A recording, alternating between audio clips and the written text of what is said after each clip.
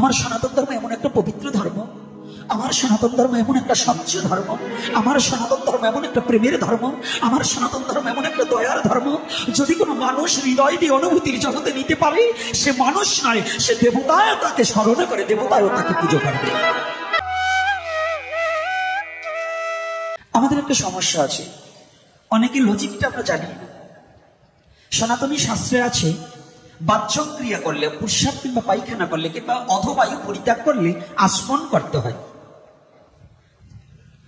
কথাটা কি বোঝা যাচ্ছে?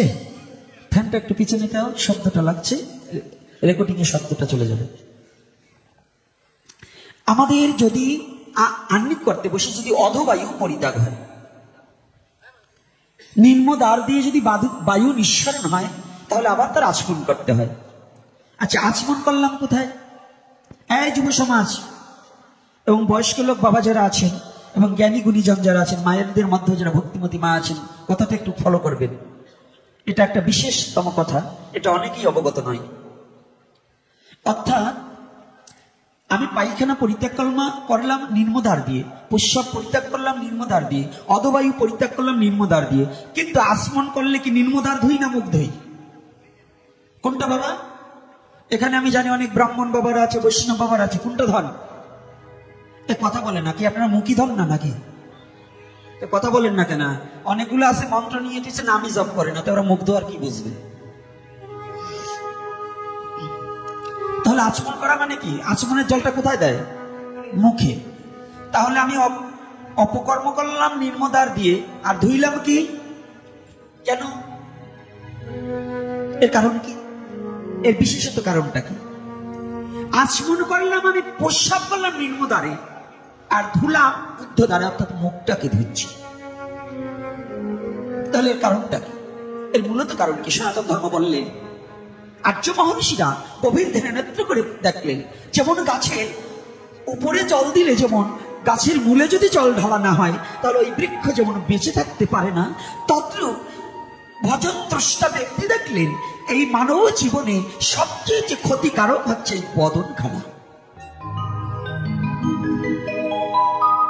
এজন্য পরিশুদ্ধ, এই বদনটা যার পরিশুদ্ধ না আছে সে কোনোদিন মনুষ্যের মধ্যেই গণ্য নয়। আহারে বলেন, ব্যবহারে বলেন, কথায় বলেন রাধে রাধে নাকি? আপনার বাল্য শিক্ষায় কি পড়েছেন? কটু কথা যে বা কয় তার কাছে কিবা রয়, মিঠা কথা মুখে যার সবে বসে সদা তার। তাহলে এখানে মুখের কথা বলছে কিনা বাবা? তাহলে এই মুখটাকে পরিষ্কার করা, এর উদ্দেশ্য হচ্ছে, দেখুন এই মুখটা কত বড়, কেন মুখটাকে ধুতে হয়? আপনি দুর্গন্ধযুক্ত পরিত্যাগ করছেন নিম্নদ্বার দিয়ে, দুর্গন্ধযুক্ত যদি একটা বায়ু ছাড়েন, এই বায়ুটার গন্ধ মাত্র 1 মিনিটও থাকে না, কেটে যাবে। যদি আপনি মল ত্যাগ করেন, এই মলের গন্ধ হয়তো কয়েক ঘন্টা থাকবে, তারপরে কেটে যাবে। ওটাকে জল মেরে ধুয়ে দিলে চলে যাবে, একটা মাটি চাপা দিয়ে ঢেকে দিলেও দুর্গন্ধটা দূরীভূত হয়ে যাবে। কিন্তু এই সনাতন ধর্মের মানব জাতিকে এমন একটা তত্ত্ব উপলব্ধি করিয়ে দিলেন যে তুমি যখন আহ্নিক করবার বসবে, তুমি আসমন করবে এই মুখটাকে ধোবে। তুমি যখন গোবিন্দকে পূজা করতে যাবে, আসমন করবে, মুখটাকে ধরবে ধোবে। তুমি যখন পিতৃ শ্রাদ্ধ করবে, আসমন করবে, মুখটাকে ধোবে। আছে কিনা? আচ্ছা, এর উদ্দেশ্য কি? এই নিম্নদ্বারের চেয়ে ওই মুখটা বড় খারাপ, নিম্নদ্বারের চেয়ে মুখটা বড় দূষিত, নিম্নদ্বারের চেয়েও এই মুখটা বড় গন্ধ। কি করে হলো? এই মুখ দিয়ে রসগোল্লা খাচ্ছি, যত ধরনের দামি দামি ফল ফ্রুট যা আছে তাই খাচ্ছি, কত ভালো খাবার খেয়ে নিচ্ছে, মাছ মাংস পেঁয়াজ রসুন কত সুগন্ধি বস্তু খাচ্ছে, কিন্তু নিম্নদ্বার দিয়ে বেরিয়ে এসেছে দুর্গন্ধ হয়ে। আর খাচ্ছেন এই মুখ দিয়ে ভালো খাবার, কিন্তু যদি এই মুখে আপনার মুখ দিয়ে একজনকে জীবনে কটু কথা বলেন, এমন একটা বাক্য প্রয়োগ করে দিয়েছেন যে সে যতদিন জীবিত আছে আপনার মুখ দেখতেও সে চায় না। আছে না বাবা? ও মা, আছে কিনা বলো? তাহলে কোনটা খারাপ? আমার মুখ খারাপ না বুদ্ধদার খারাপ? হ্যাঁ, যার মুখ পরিশোধিত না হয়েছে সে জীবনে কোনোদিন ভগবত ভজন অনুশীলন করতে পারে না। আমার বোধ হয় এই কথাটাকে এপিসোডে বেশি দেয়নি, কারণ অনেক সময় এই কথাটার মূল্যায়নও তো অনেকে বুঝতে পারে না। আজকে আমার খুব ভালো লেগেছে এই বাহাদুরপুরে এসে এই অঙ্গনে দেখছি অনেক ভক্তের সমাগম, এর মধ্যে অনেক জ্ঞানী ভক্ত আছে। আমি জানি এই অঞ্চলে অনেক শিক্ষিত ভক্তজন আছে, জ্ঞানী ভক্তজন আছে, এই জন্য আজকের কথাটা একটু গভীরতম। হে যুবক বাবা, হে মায়েরা, আমার সনাতন ধর্ম এমন একটা পবিত্র ধর্ম, আমার সনাতন ধর্ম এমন একটা স্বচ্ছ ধর্ম, আমার সনাতন ধর্ম এমন একটা প্রেমের ধর্ম, আমার সনাতন ধর্ম এমন একটা দয়ার ধর্ম। যদি কোনো মানুষ হৃদয় দিয়ে অনুভূতির জগতে নিতে পারে, সে মানুষ নয়, সে দেবতা। তাকে স্মরণ করে দেবতাও তাকে পুজো করবে।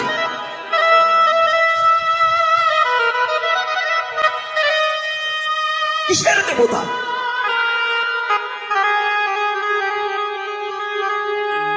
মানুষ হতে পারলে সে দেবতা হয়ে যায়। দেবতা নয়, দেবতার ঊর্ধ্বে হতে পারে। মানুষ দেবতার চেয়ে বড়।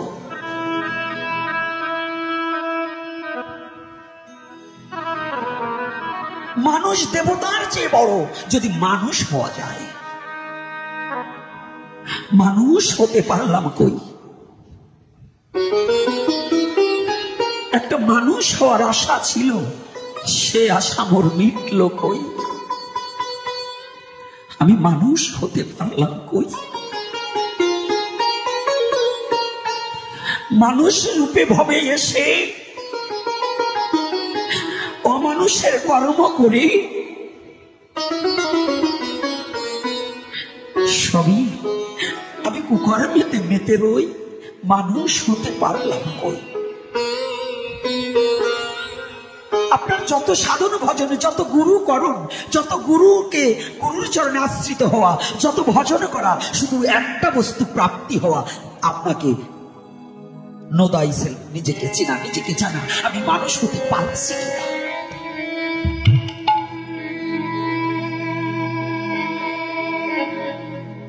স্বভাবকে পরিবর্তন করা। বাবা ফোনটাকে এদিক থেকে দাও, না অন্যদিকে দাও, শব্দ হচ্ছে, আমি কথাটা তোমাদের বোঝাতে পারছি। ফ্যানের বাতাসটা টেনে নিচ্ছে, দূর থেকে দিতে হয়, ওই সামনে দাও, ওই খুঁটির কাছে দাও,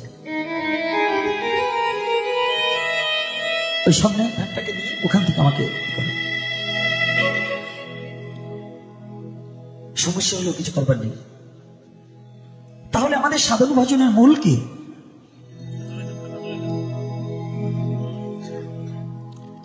বলে দেবে যে রাত্রে স্পষ্ট, যারা এত ভক্তি দেখানোর দরকার নেই, রাত্রে আমার প্রোগ্রাম থাকে, ওখানে কোনো ফোন করবে না। মানুষ হওয়াটা বড় ব্যাপার। মানুষ না হতে পারলে সে যত সাধু হোক না কেন, আগে চাই মানুষ হোক। আগে কোনটা হব? আগে কি হব?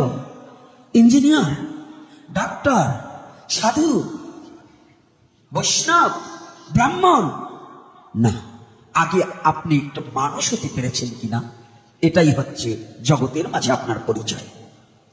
তাহলে মানুষ হতে হলে কি কি গুণাবলীর প্রয়োজন? যেমন তার এই যে বদনখানা, এই বদনখানা এমনও পরিশুদ্ধ, আহার থেকে শুরু করে এই বদনখানা দিয়ে মিথ্যা, প্রবঞ্চনা, চতুরতা, চালাকিতা, এটা কি বদনের দ্বারা হয় না?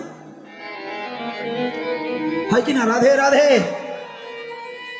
আচ্ছা, আপনি যত বড় সুস্বাদু খাবার খান, এই জিহ্বার নিচে গেলে কি আর কোন ওটার স্বাদ কি বলতে পারবেন? একজন ব্যক্তি বলতে পারবেন যে আমার জিহ্বার নিচে চলে যাওয়ার পরে আর কি স্বাদ, এটা বলা যাবে? তাহলে যে বস্তু জিহ্বার নিচে গেলে তার স্বাদের কথা বলা যায় না, তাহলে ওই জিহ্বা দ্বারা ওই জিহ্বাটাকে পরিশোধন করতে হলে একটা ঔষধ আছে। আগে যেমন গরুতে ঘাস না খেলে, গরুতে যদি ঘাস না খেত, গোয়ালে ডাকা হতো, গোয়ালাদের ডাকা হতো। গোয়ালারা এসে কি করতো? একটা বাঁশের চটা কিংবা একটা লোহার চটা দিয়ে গাভীটা জিহ্বাটা টেনে ধরে, আমরা বলতাম ব্যাঙ্গাচি হয়েছে, তাই না? ওটা কি করা হতো? হ্যাঁ, ওইটা দিয়ে ধারালো ওই লোহার জিনিসটা দিয়ে জিহ্বাটাকে কেচে দিত, তাই না? পরিষ্কার করে দিত না বাবা? আচ্ছা, তারপরে কি করতো? মা একটু লবণ দাও, একটু সর্ষের তেল দাও। ওই সর্ষের তেল আর লবণ ওটা ওই গরুর জিহ্বার মধ্যে ডলা মেরে দিত। দেখা গেল কয়েক ঘন্টা পরে গরু আগে যা খেতে তার ডাবল খায়। এর কারণ কি? ওই খৈবসি খেতে খেতে ওর জিহ্বার উপর একটা প্রলেপ পড়ে গেছে, এজন্য ওই প্রলেপের কারণে আর খেতে পারছে না।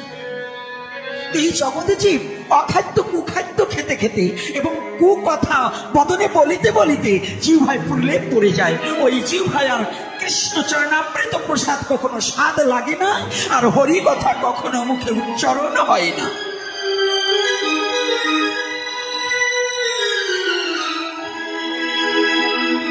তাহলে যেমন গোয়ালাকে ডাকতে হয়, কি বলবো না বলবো না, এই কথাটা প্রয়োজন আছে কি না? হ্যাঁ, জানার আছে না? তাহলে এইবার গোয়ালা, ওটা যেমন গরুর বেলায় যেমন গোয়ালা ডাকতে হয়, আর প্রাকৃতিক জগতে গোয়ালা রূপে একজন সদ্গুরু বিশ্ব জগতে ডাকিতে হয়। সদ্গুরু কি করবে? গরুর যেমন জিহ্বাটা টেনে ধরে বের করে লোহার কাচুনি দিয়ে পরিষ্কার করে দেয়, সদ্গুরু যিনি শাসন দণ্ড হাতে নিয়ে তিনি শিষ্যকে উপযুক্ত শাসন করে ওই জিহ্বার প্রলেপটাকে সরিয়ে দেবেন। শাসন দণ্ড হচ্ছে এই কাচুনি। আর সর্ষের তেল আর লবণ কি? যেমন গরুর জিহ্বায় সর্ষের তেল আর লবণ ডলে দেওয়া হয় না, তদ্রূপ একমাত্র সর্ষের তেল হিসেবে তোমার দুটি হা কৃষ্ণ গোবিন্দ বলে দু ফোঁটা চোখের জল ঝরাও। আর লবণ ভেবে সাধুগুরু বৈষ্ণবের চরণ ধুলি এই জিহ্বায় অগ্রে দিয়ে চেপে চেপে খাও।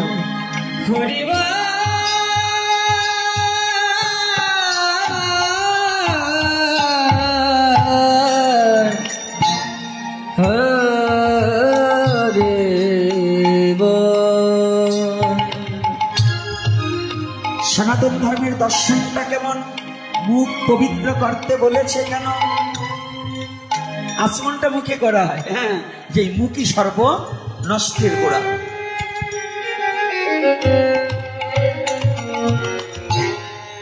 আমার পরম দয়াল গুরুদেব বলতেন, বাবা গোপীনাথ, চোখ দুটো একটা অন্ধ হলে দেখা যায়, কান দুটো একটা বধির হলে আর একটা দিয়ে শোনা যায়, নাকের ছিদ্র দুটো একটা বন্ধ হলে আর একটা দিয়ে শ্বাস প্রশ্বাস চলে। বাবা, হাত দুটো একটা নষ্ট হলে আর একটাতে কাজ চালানো যায়, কিন্তু বাবা বদন্ত জীবের একটা, এই বদনটা যদি নষ্ট হয়ে যায়, আর এই বদন পরিশুদ্ধ করবে কি দিয়ে বলো? কথাটা বুঝতে পেরেছি?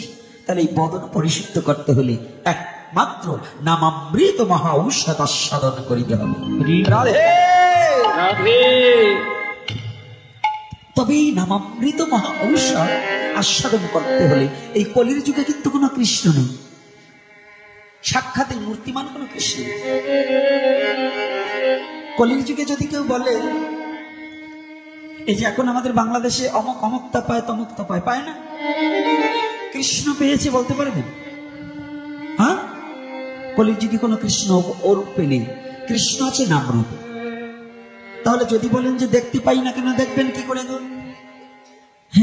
আপনি যদি একটা বীজ নিয়ে লাড়াচাড়া করেন, সেটাকে যদি মাটিতে না পুঁতেন, তাকে যদি জল সিঞ্চন না করেন, তাকে যদি যত্ন না করেন, তাহলে সেই বীজ মধ্যে যে অত বড় একটা বৃক্ষ আছে সেটা বোঝা যায়? যায় কি বাবা? বীজের মধ্যে একটা এতটুকু একটা আমের আঠির মধ্যে দিয়ে অত বড় একটা আম গাছ লুকানো আছে, এটা কি কখনো বোঝা যায়? দেখা যায়? তাহলে কি করতে হবে? ওই আমের আঠিটাকে যেমন বপন করতে হয়, তাহলে বপন করলেই হবে না, চতুর্দিকে বেড়া দিতে হবে। বলেন তো কেন? যেন ছাগল ভেড়ায় না খেয়ে ফেলে। কেন গো? কিসে কথা বলে না? ছাগল ভেড়ায়? তাহলে তাকে চতুর্দিকে বেড়া দিতে হবে। এইবার তাকে মাঝে মাঝে জল সিঞ্চন করিতে হয়, অমনি অঙ্কুরিত হয়। অঙ্কুরিত হতে হতে আস্তে আস্তে শাখা প্রশাখা বাড়িয়ে দেয়, আবার পূর্ণ একটা অম্রবৃক্ষ জগতে সৃষ্টি হয়, ওয়া থেকে আবার আম্র পাওয়া যায় না? তদ্রূপ নাম রূপে কলির কালে কৃষ্ণ অবতার সর্বক্ষণ বল মুখে বিধি নাহি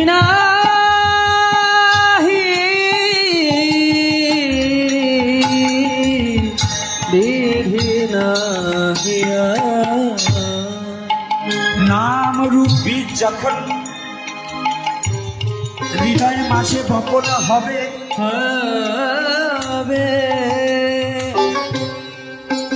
জ্ঞানের বেড়া দিয়ে চৌদিকেতে তাহে ঘিরিয়া রাখিবে,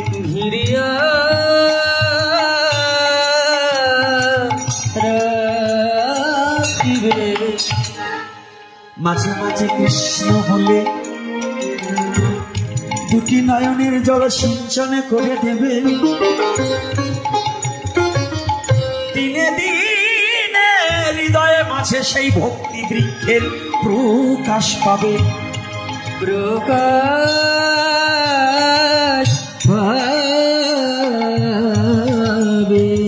ওই ভক্তির দ্বারা ভগবানকে যে জনে ডাকিতে পারে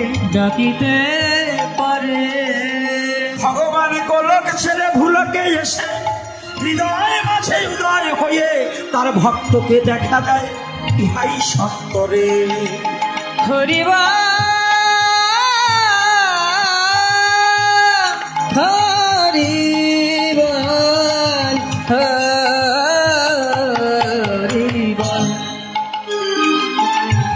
যে কথাটা বলছি নোদাইছে নিজেকে চেনা, নিজেকে জানা, এর চেয়ে কোনো ভজন নেই। তোমার এমন কোন যোগ্যতা আছে তুমি ঈশ্বরকে জানবে? যাকে জীবনদায়ী না যদি সাধন পর্যন্ত ব্রহ্মজ্ঞানে পাইবে, তুমি কি করে ঈশ্বরকে পাবে? তবে হ্যাঁ পাবে যদি তোমাকে তুমি চিনিতে পারো, তোমাকে তুমি জানিতে পারো, তবে আর জগতে কিছু জানা বুঝার বাকি থাকে না।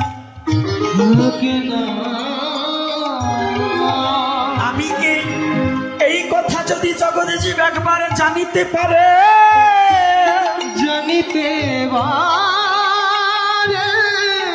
বিষয় বাসনা মুক্ত হয়ে সে একমাত্র হরি নাম করে।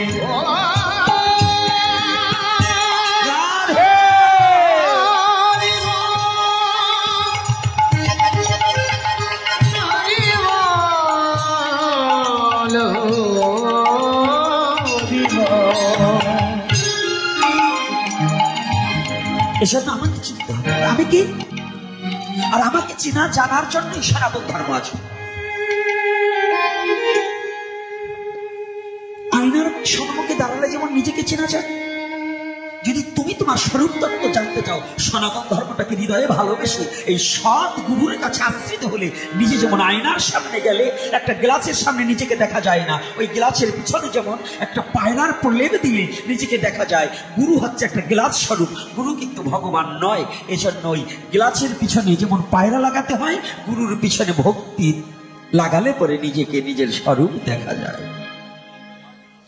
আপনাদের এই অঞ্চলে একটা জিনিস আমি আজকেও দেখছি, যে বাবার ঘরে ঢুকছি ও ঘরেও দেখছি, গুরুদেব আর কৃষ্ণের বিগ্রহ একই আসনে রাখা, এক পর্যায়ে একভাবে। এগুলো একেবারে সম্পূর্ণ অবৈধ। স্তর আছে, উপরে রাধা গোবিন্দ, তারপরে পঞ্চতত্ত্ব, তারপরে হয়তো সর্বস্ব এবং গুরুবর্গ থাকতে পারে, কিন্তু ভগবানের আসন আর এই আমাদের গুরুদেবদের আসন সবই একাকার করলে এটা কিন্তু একটু ত্রুটি হয়।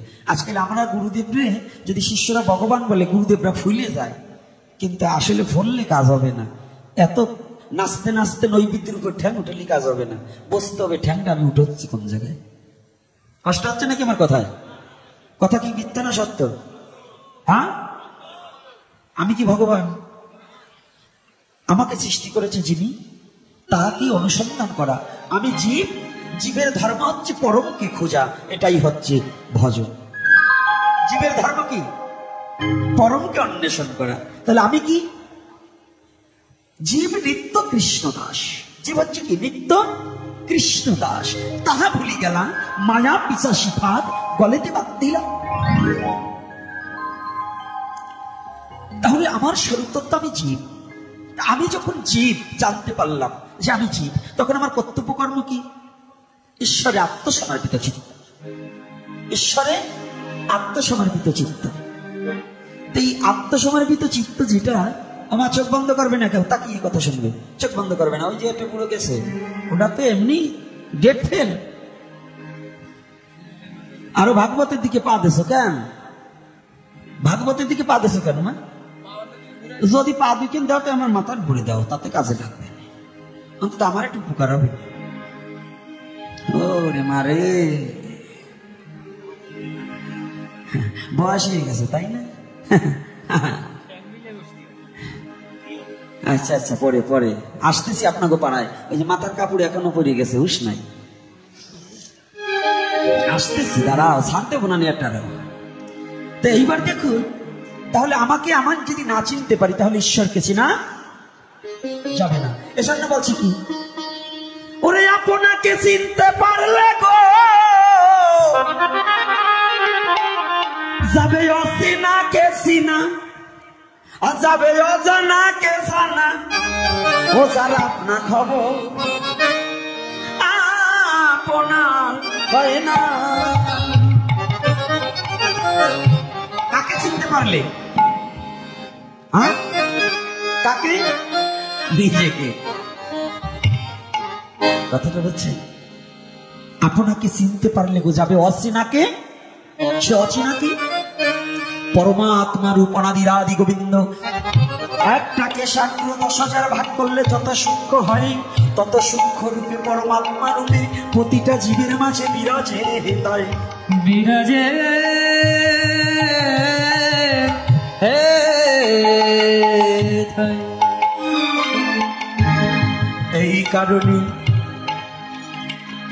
এই কারণে